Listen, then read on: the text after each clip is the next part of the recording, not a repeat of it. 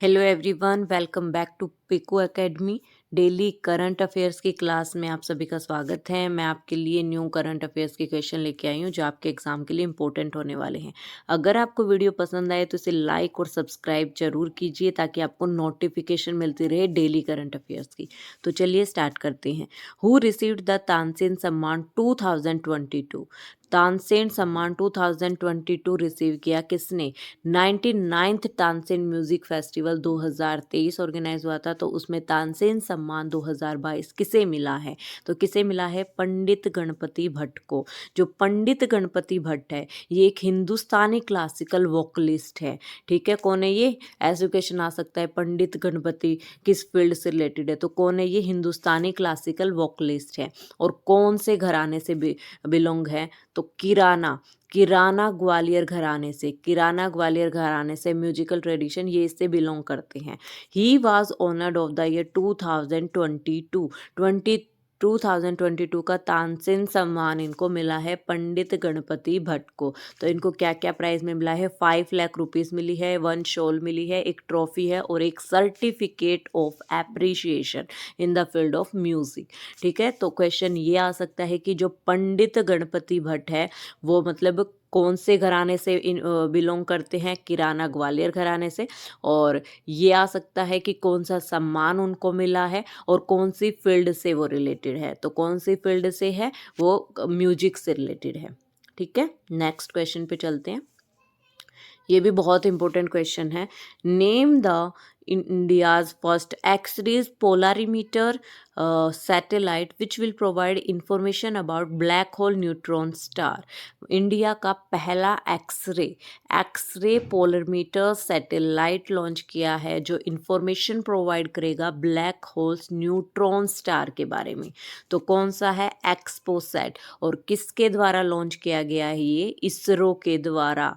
Indian space research organisation किसके द्वारा? इसरो के द्वारा लॉन्च किया गया है ये। और क्या नाम है? एक्सपोसैट। और इस साल का 2024 का ये पहला सैटेलाइट जो लॉन्च किया गया है, x-ray polarimeter satellite, India's first dedicated polarimetry mission, जिसका एम क्या है? The study the emission mechanism from various astronomical source such as black hole, neutron star, active galactic nuclei, pulsars and nebulae etcetera. ठीक है, इन सब के बारे में information इकट्ठा करना, इन सब के बारे में स्टडी करना। तो एक्सपोसैट और फुल फॉर्म क्या है? X-ray polarimeter satellite. ठीक है, और किसके द्वारा? इसरो के द्वारा। और इंडिया का ये आ सकता है, इंडिया का पहला सैटेलाइट 2024 का पहला सैटेलाइट किसके द्वारा लॉन्च किया गया है? इसरो के द्वारा। और एक्स-रे पोलरीमीटर लॉन्च किया गया है। और इसरो के बारे में आपको पता है, इसरो का हेडक्वार्टर कहाँ है? बेंगलुरु में इसका हेडक्वार्टर है। और कब स्थापित हुआ था ये? 15 अगस्त 1969 को, 1969 में। ठीक है, ISRO इसका हेडक्वार्टर बेंगलुरु में है। और कब एस्टैब्लिश्ड हुआ था? 1969 में, 1969 में। चलिए नेक्स्ट क्वेश्चन पे चलते हैं। In December 2023, Reserve Bank of India approved the appointment of Chandrasekhar Rajan as the part-time chairman of Dash Bank. RBI reserve bank of India के द्वारा चंद्रशेखर राजन को पार्ट टाइम चेयरमैन नियुक्त किया गया है। किस बैंक का पार्ट टाइम चेयरमैन नियुक्त किया गया है? तो कोटक महिंद्रा बैंक। कोटक महिंद्रा बैंक का पार्ट टाइम चेयरमैन किसे नियुक्त किया गया है? चंद्रशेखर राजन को। ठीक है, फॉर 2 ईयर्स के लिए किया है। और 1 जनवरी से 2024 से ये मतलब काम स्टार्ट कर देंगे विद इफेक्ट ऑफ। ठीक है, CS Rajan, Chandrashekhar Rajan as an additional and independent director of के Kotak Mahindra bank limited board. 2022 से ये इंडिपेंडेंट और एडिशनल डायरेक्टर के रूप में काम कर रहे थे। ही विल रिप्लेस, अब क्वेश्चन ये बनता है उन्होंने किसको रिप्लेस किया है? बहुत इंपॉर्टेंट क्वेश्चन है। क्वेश्चन ये नहीं आएगा कि पार्ट टाइम चेयरमैन किस बैंक का, ये डायरेक्ट क्वेश्चन एग्जाम में नहीं आते हैं। क्वेश्चन ये आता है कि चंद्रशेखर राजन को किसने मतलब किसको रिप्लेस किया है? तो प्रकाश गुप्ते को रिप्लेस किया है। उनकी रिटायरमेंट हो चुकी है 31 दिसंबर 2023 को और 1 जनवरी 2024 से इन्होंने अपना पार्ट टाइम चेयरमैन के रूप में काम किया है कोटक महिंद्रा बैंक के। और इससे पहले non executive independent part time chairman कौन थे? प्रकाश अप्टे। बहुत इंपॉर्टेंट क्वेश्चन था। तो चलिए नेक्स्ट क्वेश्चन पे स्टार्ट करते हैं। Who has been recently appointed as the chief justice of Jharkhand high court? Jharkhand high court के चीफ जस्टिस के रूप में किसने कार्यभार संभाला है? कौन बने हैं झारखंड हाई कोर्ट के चीफ जस्टिस? तो कौन बने हैं? Shri Chandrashekhar. Shri Chandrashekhar was serving as the जज ऑफ झारखंड हाई कोर्ट। मतलब ये पहले जज थे और अब क्या बन गए हैं? Chief justice of Jharkhand high court. और इन्होंने किसको रिप्लेस किया है? संजय कुमार मिश्रा, जिनकी रिटायरमेंट हो चुकी है 28 दिसंबर 2023 को। तो बहुत इंपॉर्टेंट क्वेश्चन है ये भी कि किसने किसको रिप्लेस किया है। रिप्लेस जरूरी है, आपको पता होना चाहिए। तो संजय कुमार मिश्रा को रिप्लेस किया है और कौन बने हैं? Shri Chandrashekhar. He was initially appointed as additional judge of Jharkhand High Court in 2013। 2013 में एडिशनल जज के रूप में भी इन्होंने काम किया है। And he was made the जज ऑफ हाई कोर्ट झारखंड। 2014 में ये झारखंड झारखंड हाई कोर्ट के जज नियुक्त हो चुके थे और अब क्या बने हैं? Chief justice of Jharkhand high court. Next question है, union cabinet has approved the migration and movement agreement with which country? Union cabinet ने अप्रूव किया है माइग्रेशन एंड मूवमेंट एग्रीमेंट किस कंट्री के साथ? तो किस कंट्री के साथ? इटली के साथ। माइग्रेशन एंड मूवमेंट, ठीक है, इटली के साथ। इटली की कैपिटल रोम है, करेंसी यूरो है, प्रेसिडेंट कौन है? सर्जियो मैट्रेला एंड प्राइम मिनिस्टर है जॉर्जिया मेलोनी। ठीक है, बहुत इंपॉर्टेंट क्वेश्चन है ये भी कि माइग्रेशन एंड मूवमेंट एग्रीमेंट किन दो कंट्री के बीच हुआ है? तो किसके बीच हुआ है? इटली के बीच। इंडियन स्टूडेंट, मतलब माइग्रेशन और मूवमेंट इस में मतलब क्या है इस एग्रीमेंट में? जो इंडियन स्टूडेंट है जिनकी इच्छा है टू गेन एक्सपीरियंस गेन करना after completing academic and vocational training, मतलब ट्रेनिंग के बाद वो एक्सपीरियंस गेन करना चाहते हैं इटली में, तो उन्हें परमिशन मिल गई है टेम्परेरी रेजिडेंट की इटली में 12 मंथ तक। तो 12 मंथ तक वो अपना एक्सपीरियंस गेन कर सकते हैं आफ्टर कंप्लीटिंग इट्स एकेडमिक और वोकेशनल ट्रेनिंग। ठीक है, तो ये इसमें माइग्रेशन एंड मूवमेंट एग्रीमेंट में और किस किस के बीच हुआ है ये? India and Italy. ठीक है, इंडिया एंड इटली। प्रेसिडेंट कौन है? सर्जियो मैट्रेला। प्राइम मिनिस्टर है जॉर्जिया मेलोनी। नेक्स्ट क्वेश्चन पे चलते हैं। Who will inaugurate the Golden Jubilee celebration of Karbi youth festival in Assam?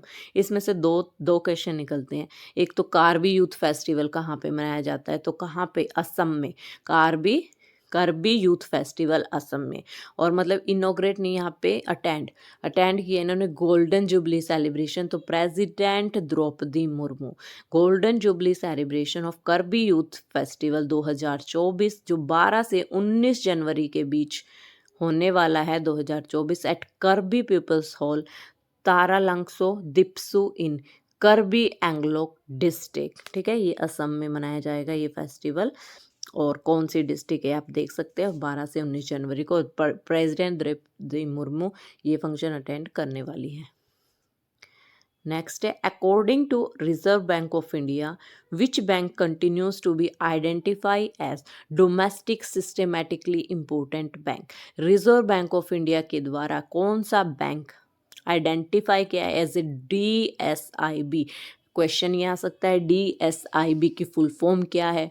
और क्वेश्चन मतलब आजकल तो कंक्लूजन वाले क्वेश्चन दिए गए हैं, स्टेटमेंट वाले क्वेश्चन दिए गए हैं। 3 बैंकों का नाम दे देंगे, इसमें कौन कौन सा बैंक शामिल है, कौन सा नहीं है।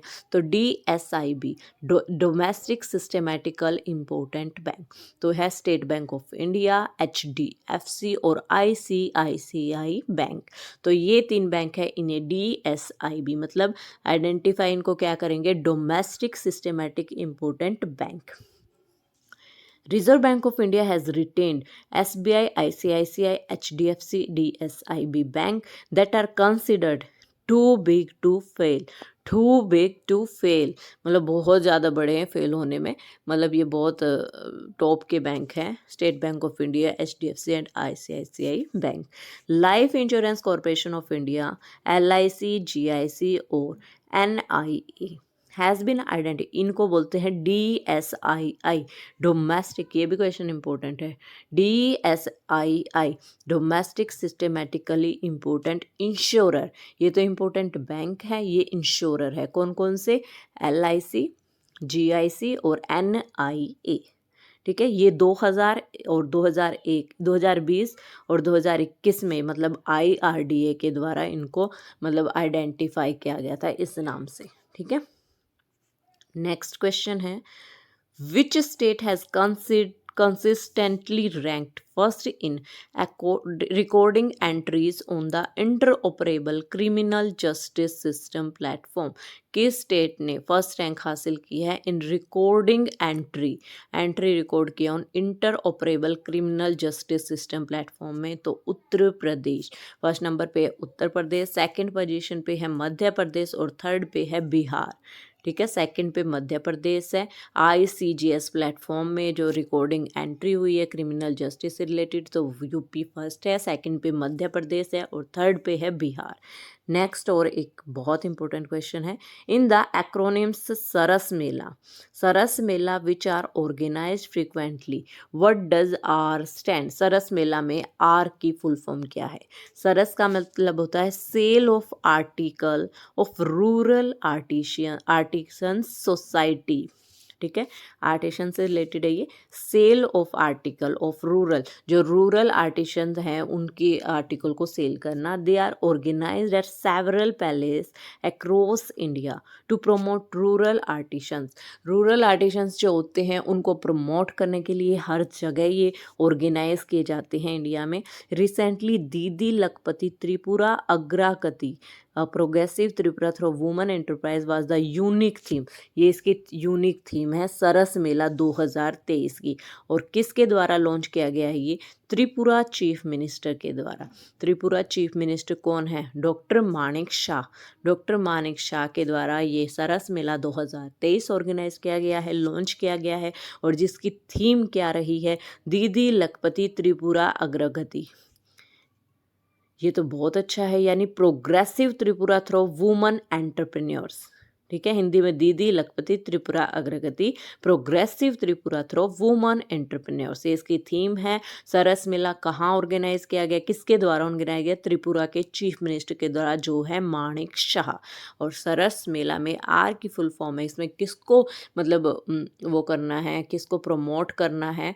तो ये है रूरल आर्टिशंस के लिए। ठीक है, आज की क्लास में इतना ही। नेक्स्ट क्लास में हम मिलते हैं डेली करंट अफेयर्स के साथ। अगर आपको वीडियो पसंद आई हो तो सब्सक्राइब एंड लाइक जरूर कीजिए। Okay, thank you.